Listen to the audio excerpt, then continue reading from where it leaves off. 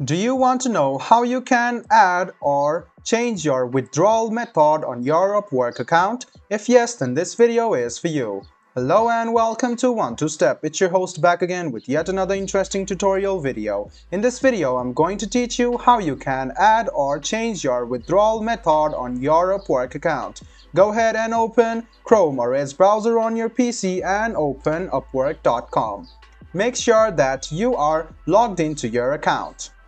After your Upwork.com opens and you are logged in, what you need to do is click on your profile, which is on the top right hand side, and go to account settings.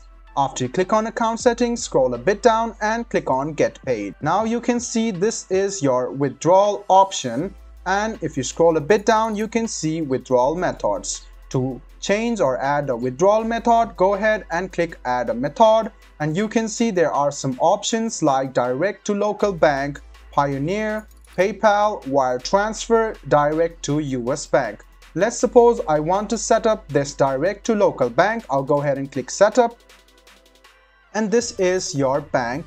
So go ahead and write down your SWIFT code over here and then click next.